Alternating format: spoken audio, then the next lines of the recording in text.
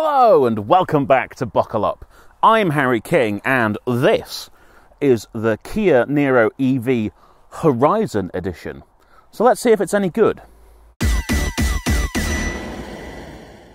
Let's start as usual with the styling. So it's an EV, it's in the name, but you still get the tiger nose grille that we know from the rest of the Kia range. It's just here, it's fully blanked in. There's a blanked in section down here as well, and then a real grille all the way down here. But by having the blanked in sections, it helps give it a more recognisable car-like face, unlike a Tesla, for example. Main thing though is the charge port is here at the front. You can see you've got CCS Type 2 charger. I'll get more onto that in a second, but it means you can drive forwards into those charging spaces where that's clearly how they've been designed. You don't have to awkwardly reverse round a corner. Otherwise, you've got a chrome strip up here, kind of giving the impression of a light bar, but there is no light bar. There is no high-level lights, really, per se. All the lights are down here, low on the road, which helps them not to dazzle other drivers. You've got the running element at the bottom, and then your high beams in there. Moving down the side, you get these flat-faced aero wheels, 17 inches. That's across all the EV trims. The rest of the side, on this, you might not spot the element that really makes the Niro stand out usually, but this here is available in a contrast colour as a sort of side blade, and also this is a smoothing element, so there's actually a vent here that comes around the back and helps smooth the air down the side of the car. Chrome, roof bars, lower moulding to balance out the side of the car, dark wheels, dark body elements, a little bit of a sporty look, but then round the back you get what I think is one of the most interesting angles of the car. These rear lights, they're kind of boomerang shaped, but they are really unique on the road, I think. Although actually, I prefer the front end to the back. I think this is interesting, but not that attractive. Unneeded commentary, probably. Now, if I open up the boot, manual on this Horizon model, we're greeted by 475 litres. Which is excellent for a car of this size. False floor as well, the space under here, loads of space under here. Charging cables, tyre repair kit, all that good stuff. But also if you want to, you can drop the floor down to get access to more space. It still rises at the back, which means you'll still have a continuous load space with the seats folded down. But obviously you can raise it back up if you want that to be a nearly flat, continuous load space. Interestingly, the boot in this is bigger than in the hybrid or plug-in hybrid models by a significant amount. And on top of this, the electric car also gets a 20-litre frunk, where you could also put your charging cables if you really wanted to and have even more room in the back for just other things. The seats fold down very easily. You can actually reach them from the boot. And the parcel shelf is just a piece of lightweight fabric. So once you've got it off, number one, super easy to move about, no hassle, goes under the floor easily, but also you could just kind of leave it in the boot like that. It's not going to take up any more space, it's not going to get damaged by things being on top of it. Very sensible decision, and also I imagine quite cheap to make for Kia, and they seem to have passed the savings on to us. Should we see what it's like in the back seats though? There is actually plenty of space back here, so not only do you get a big boot, but there's lots of space for rear seat passengers. I've got headroom, I've got legroom just about. The seat is in my driver's position. My feet are a little high maybe, my knees are maybe slightly too high, but younger passengers obviously won't have as much of a problem with that, or shorter passengers.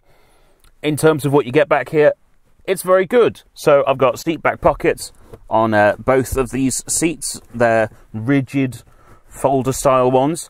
I've got air vents, I've got Isofix, I've got a centre armrest if I fold that down with cup holders in it. No cover for the cup holders unfortunately, but I would be comfortable.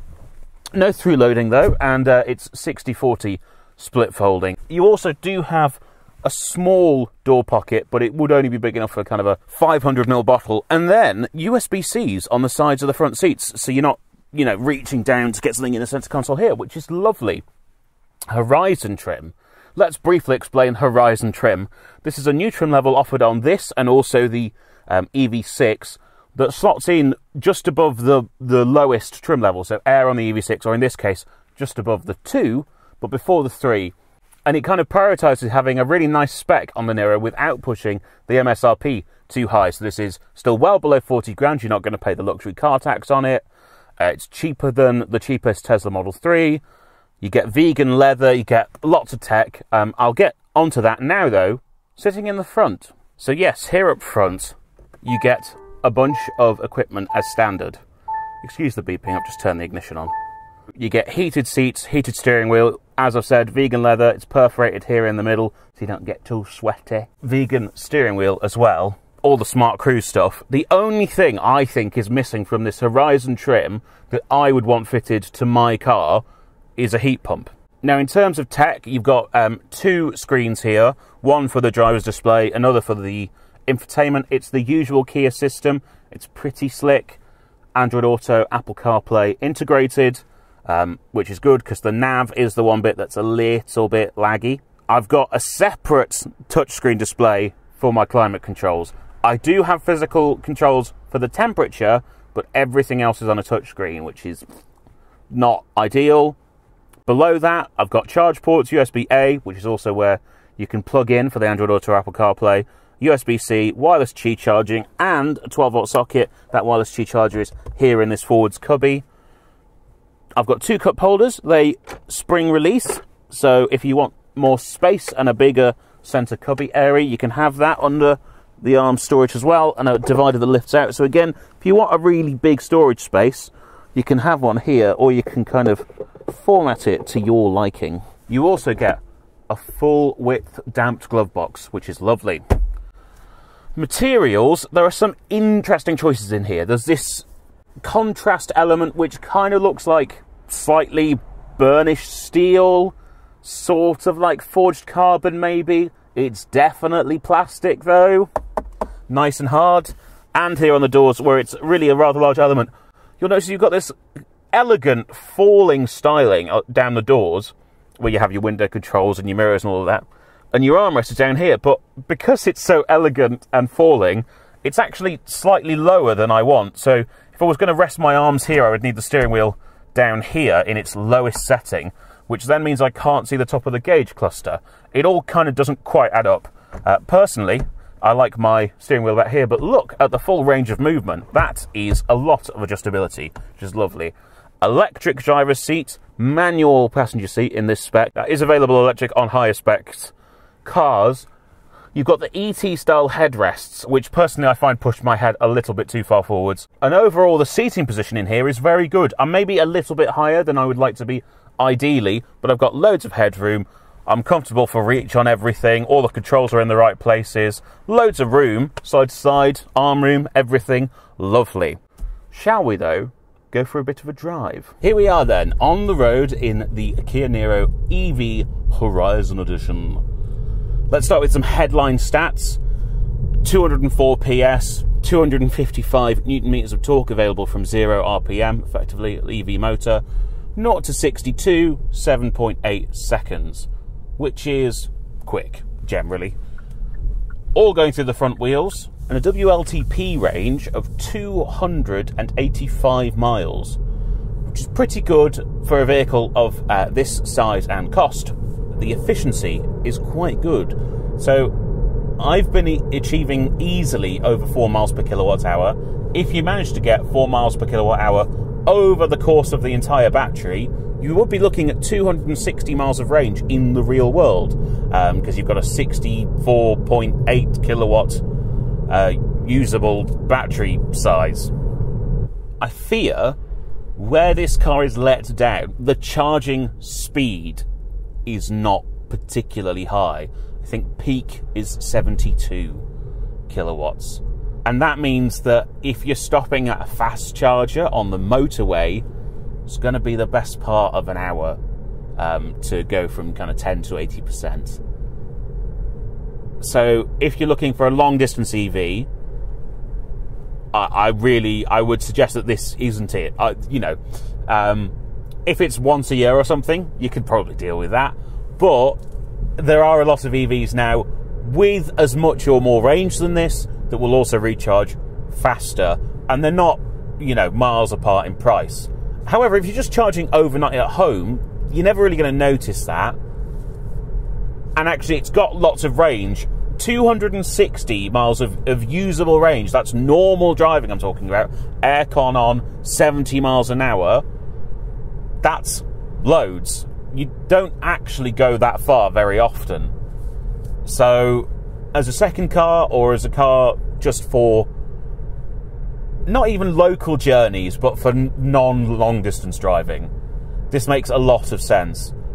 I'm going to give you a quick try out of the smart cruise control. So auto steer's on. I'm on an A road. There's only white lines in the centre, so the auto steering isn't working right now, but it's locked onto the car in front, which is a learner. So if I set mine to 60, we're actually doing kind of 49-ish. I can control the distance from the steering wheel, nice and easy. But that's the car's been brought down behind this. I haven't touched the brakes yet. I'm going to touch them now because I am turning right.